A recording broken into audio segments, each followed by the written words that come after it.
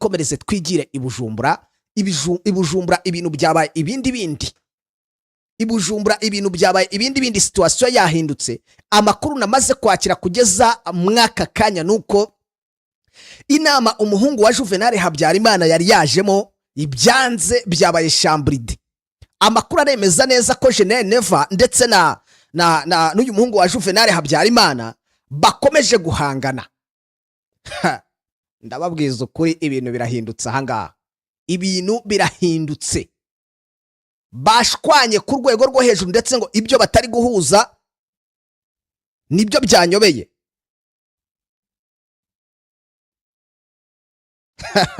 Hafi kurwana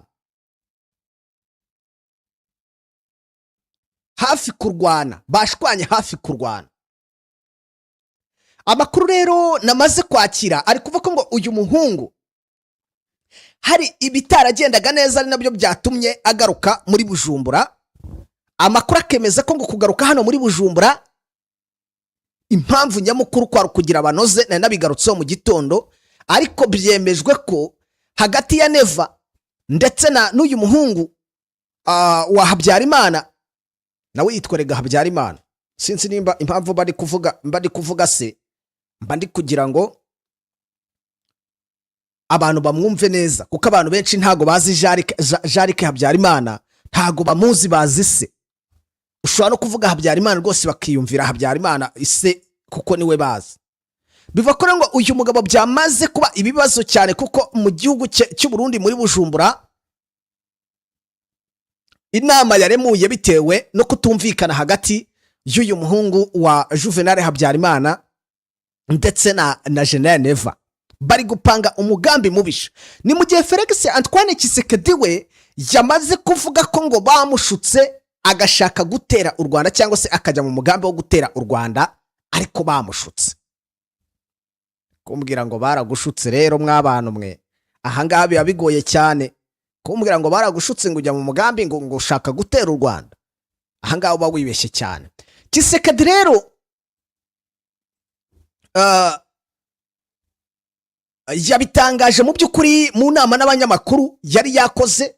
Perezida wa Repubulika Iharanira Demokarasi ya Kongo Felix Antoine Kisekedi agira gutya asaba imbabazi abanyekongo, avuga ko ngo umugambi wo gutera u Rwanda yawuhagaritse nyuma yuko atahuye ko yari yahawe amakuru atariyo ku gisirikare cy'igihugu cye. Amakuru yari yahawe atariyo nayahe, nakubwiye ngo wetera agatebe wicare ubundi ibindi byose mbikubwire. Uyu mugabo Kisekedi ko cyasabye imbabazi kuri gahunda yo gutera u Rwanda, mu gihe twebwe twari tuzi ko iyi gahunda ikigiye kuba igiye gushyirwa mu bikorwa. None Kisekedi asabye imbabazi ngo mukubaza mu mwaka wa 2023 ubwo Kisekedi yarangizaga ibikorwa byo kwiyamamaza manda ye ya kabiri, yavuze ko ngo isasu ry'ihuriro AFCM 23 nirigwa mu mujyi wa Goma azasaba imitwe yombi y'inteko nshinga amategeko uburenganzira bwo kurasa igihugu cy'u Rwanda. Murabyibuka neza cyane ibi yarabivuze, ariko none atangiye gusaba imbabazi. Yagize ati rero ntimugire ubwoba, igisirikare cyacu ubu gishobora kurasa Kigali kiri Goma. Ati Kagame ntazarara mu nzu ye, azajya kurara mu ishyamba. Ati akinisha abandi ntakine ngo na faci beton. Niko icyo gihe yavugaga. Kisekedi rero wakomerwaga amashyi n'abaturage icyo gihe yakomeje agira ati isasu rya mbere ryabo nirigwa Igoma, nirigwa muri Kongo Igoma cyangwa se agace kagafatwa, nzahuriza hamwe abagize inteko nshinga amategeko mbasabe uruhushya rwo gutangiza intambara ku Rwanda. Ibyo niko Kisekedi yabivugaga, ariko kugeza amagingo ya Kisekedi yamaze gusaba imbabazi. Muraza kumva byose n'impamvu yasabye imbabazi.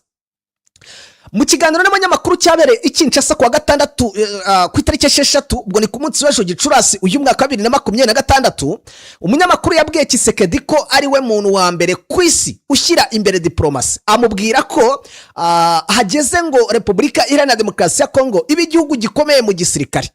Yamwibukije imvugo ya Vegitus Renatus ivuga ngo nshaka amahoro ategura intambara. cyangwa se ngo ushaka amahoro ategura intambara. Amubwira ko ngo abahanga bose mu mateka bashyira imbere ingufu za gisirikare, ariko we yashyize imbere diplomasi. Ibi byose barabimubwira kubera ko yavuze ngo arimo arasaba imbabazi abanyekongo bose, ndetse avuga ko ngo yagiye mu mugambi wo gutera u Rwanda yahawe amakuru ngo yashutswe. Yamuhaye urugero rero rwa Nikolo n'ibyavuzwe na Black Bomber ubwo yamubazaga impamvu ntacyo akora kugira ngo uburasirazuba bwa Repubulika Iharanira Demokarasi ya Kongo bubona amahoro. Undi akamusubiza ko ngo ahazaza ha Repubulika Iharanira Demokarasi ya Kongo hari mu maboko y'abanyekongo. Yakomeje amubaza ati Goma na Bukavu bizahorwa ryari cyangwa se bizabohorwa ryari? Ati ndabaza Perezida wa Repubulika. Kisekedi mu kumusubiza yavuze ko ngo impamvu umunyamakuru yamushinje kuba umudiplomate cyane yumvikana. Ati mugomba kubyumva ko umusivili nkanjye udafite ubumenyi na buke mu bya gisirikare, atarigeze agira ubumenyi na buke mu buzima bwe. Ati icyambere mu gihe ibintu nka biriya bibaye ni ikijyanye na diplomasi, atariko kandi nanone ngomba kubabwira ko ibyari inyuma y'isesengura rigamije kwibwiza ukuri. Ati yakomeje abivugaho avuga ati ikintu nyamukuru gituma narabonye ko nashutswe mu bijyanye no gutera u Rwanda n'igisirikare cyagikubise hasi. Abantu mu nkandire kuri like. Yakomeje amubwira ko yavuze ngo muribuka muri 2023 mu gihe cy'ibikorwa byo kwiyamamaza by'amatora, hari ku munsi wa nyuma wo kwiyamamaza. Ati navuze ku bijyanye n'ubushotoranyi buto. Ati niharamuka habayeho ubushotoranyi n'ubwaba ubwo ari bwo bwose bushoboka, ati nzarasa u Rwanda.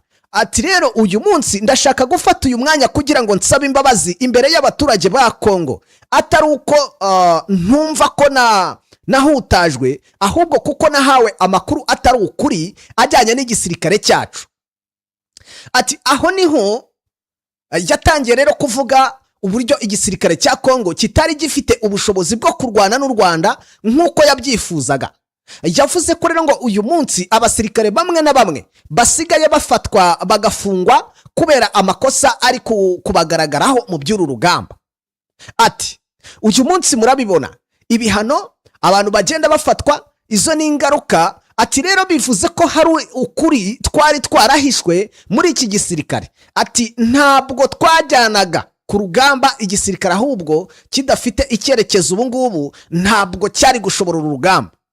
Kisekedi yavuze byinshi mw'abantu mwe byerekeye iki gisirikare cya FARDC. Aravuga ati igisirikare cya FARDC nta kigenda, igisirikare cya FARDC kirajagaraye. Ati gute nari kukirwanisha nkagira icyo ngeraho?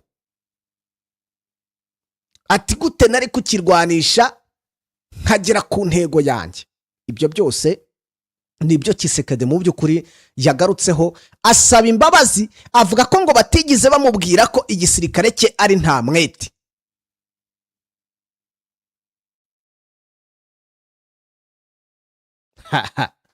Uyu mugabo ndakubwiza ukuri, noneho FARDC ubwayo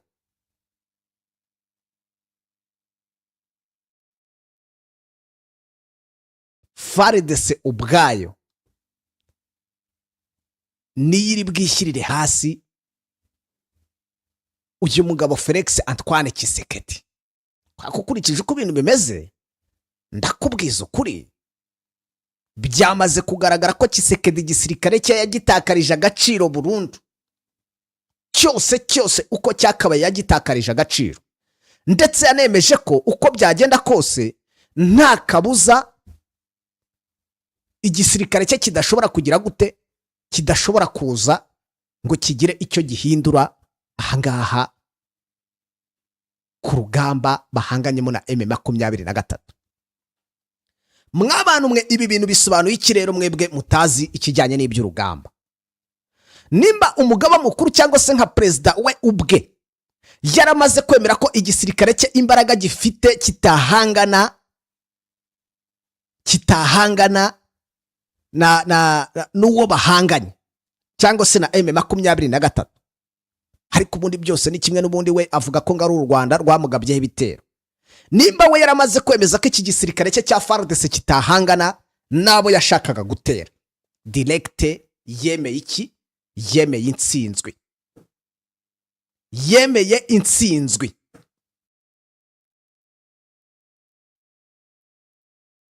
Uyu mugabo Kisekedi direct yemeye intsinzwi. Noneho akaba anemera ko igisirikare cye nta mbaraga na bagifite zo guhangana. Direct abari kohereza ku rugamba aba bagomba kubarwa nk'abapfu. Ahubwo se abajyayo nabaye ko nta bajyayo rwose, byarangira nta bagiyeyo,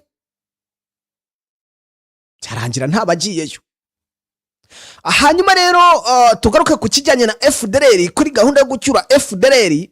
Aba FDLR 130 bonyine nibo bamaze kuza mu gihe kingana kugaruka mu gihugu cy'u Rwanda mu gihe kingana n'amezi 4 yose ashize, nkuko amakuru abigaragaza. Amakuru aremeza ko rero ngo imibare ya komisiyo y'igihugu yo gusezerera no gusubiza mu buzima busanzwe abahoze ari abasirikare igaragaza ko ngo kuva muri Mutarama kugeza tariki ya 6 Gicurasi 2026 ngiyi komisiyo imaze kwakira abantu 159 bahoze ari abasirikare ba FDLR. Ati umutwe rero ugizwe n'abasize bakoze jenoside yakorewe abatutsi, abangaba nibo bonyine bamaze kwakirwa. Abagera ku 160 nibo bamaze kwakirwa, aba bonyine kuva muri urwo ruhererekane rw'amezi 4. Ibi rero biragaragaza ko uko byagenda kose ibintu bitari buze koroha, n'ubundi FDLR ibyo gutaha ntabwo birimo, kandi ubwo hataha abasaza cyangwa se abarashwe bagakomereka cyangwa se abatorotse bisanzwe bakagitoroka, abo nibo bagenda bataha. Ariko akaba ari abo ngabo bamaze kugira gute, bamaze gutangazwa ko ari bo bonyine batashye kuva urugamba kuva mu mezi agera kuri 4 yose ashize, nabo batashye.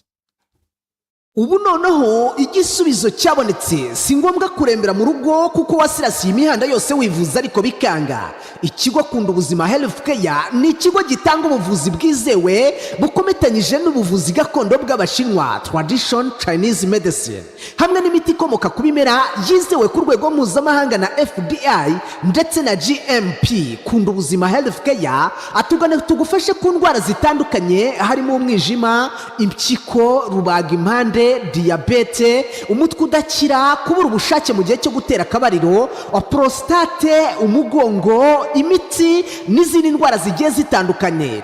Dukorera mu mujyi wa Kigali i Nyarugenge, unyuze mu muhanda werekeza kuri Hotel Okapi, neza turegeranye. Uzahabwirwa n'ibyapa bigaragara byanditseho Kunda Ubuzima Healthcare.